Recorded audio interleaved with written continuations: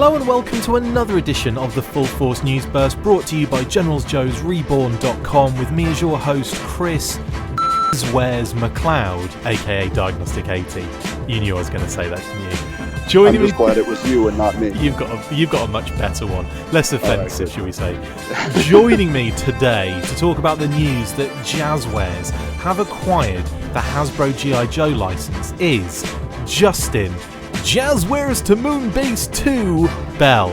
So without further ado, let's get stuck into this news burst. It is much better, isn't it? Although I think a lot of Transformers fans will be like, actually that's more offensive. Earlier today, HissTank reported that Jazwares had acquired the Hasbro G.I. Joe license. Although details are sketchy at the moment, it is clear that the news will be fully revealed at Toy Fair in February, which HissTank also discussed in a separate story, laying out some minor details of what we can expect from Toy Fairs in the UK, Germany and New York over the next 2 months.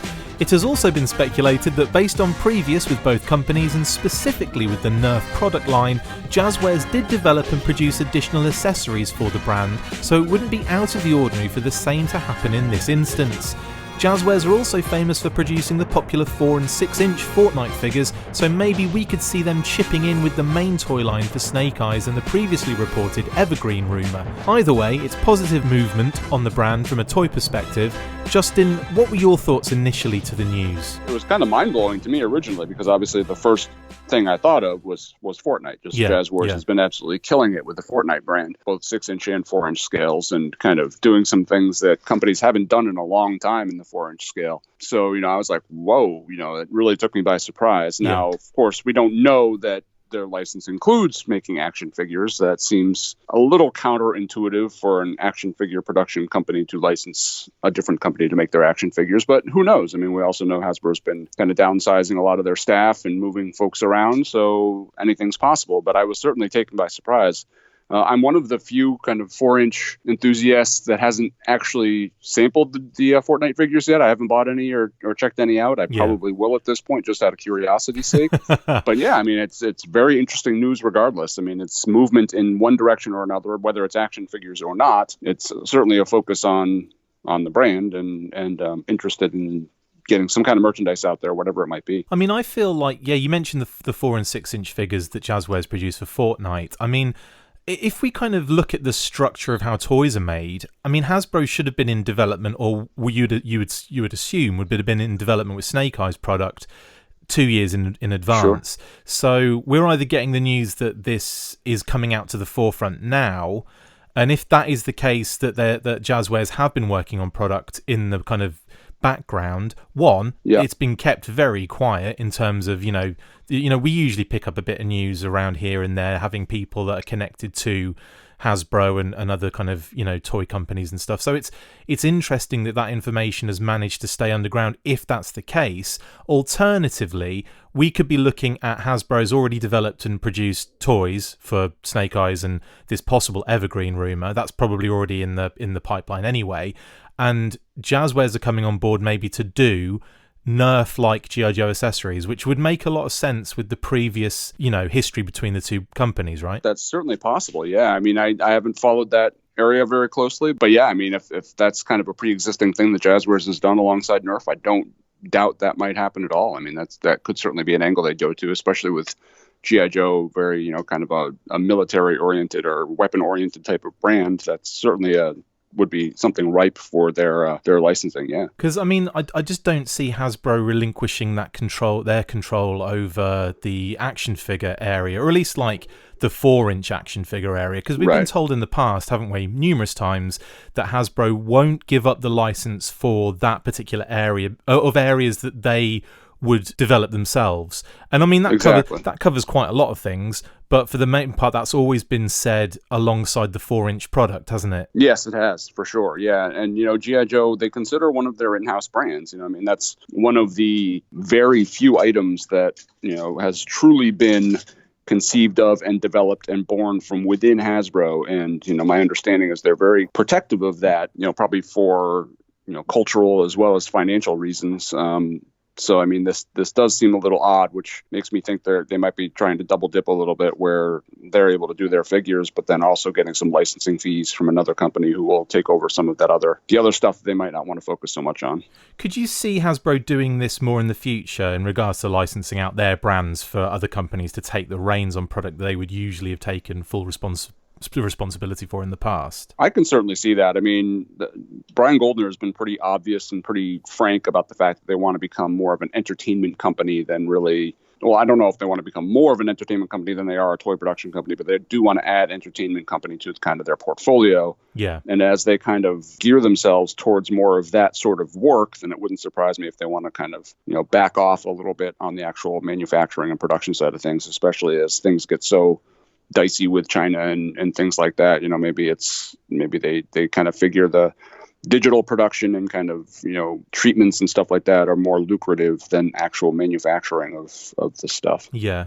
And like just on kind of the last note, and this is probably like two separate things colliding in my brain at the same time, but I mean, the figures Jazwares have produced for the Fortnite brand have gone over really well and been well stocked in the numerous Targets, Walmarts, GameStops that certainly I've frequented since they were released.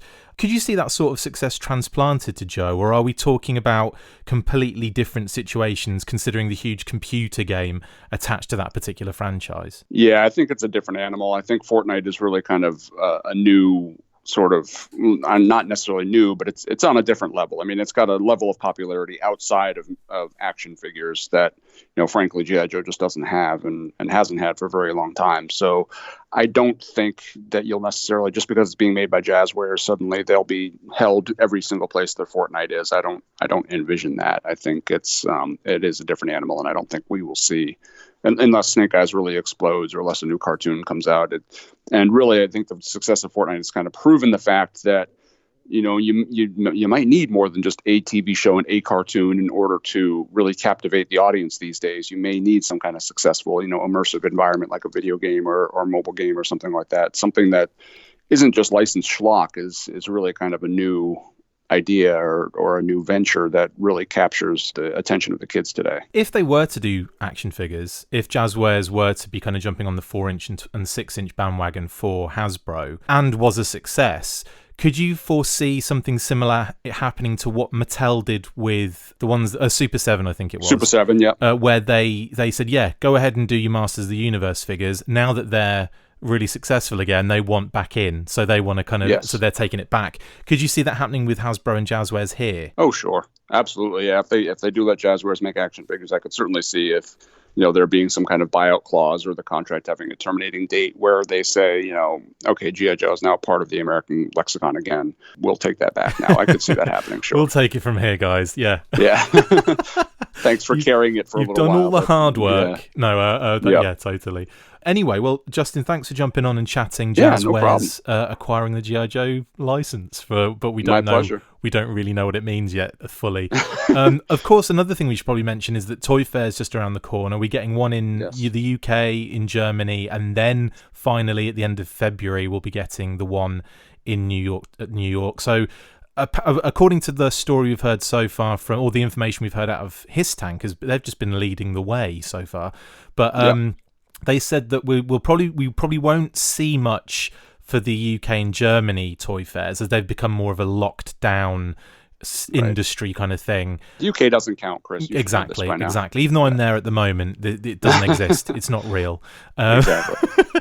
So they'll be showing things off, but only to to possible licensees, licensors. Like people that want the license, they'll be so we probably won't be getting much other than information out of those particular toy fairs, but we will, I imagine, and has been kind of mentioned, start seeing things at New York Toy Fair. How much does that excite you? Oh, very much so. I mean, it's been a while since there's been something I've really looked forward to at Toy Fair. I always kind of pay attention to Transformers and Marvel Legends and that stuff, but this year, kind of for the first time in a long time, there'll be something actively G.I. Joe related in the pipeline. And I think that's almost a given. I don't think Hasbro's done any kind of official statements on that fact, but with the Snake Eyes film coming out and with this Jazwares licensing deal, which of course is still a rumor. It's not confirmed 100%, but I think there's a good chance that we will actually see some G.I. Joe content at Toy Fair this year. I can also confirm without giving any names away, so this is an anonymous kind of style maneuver here, but I have sources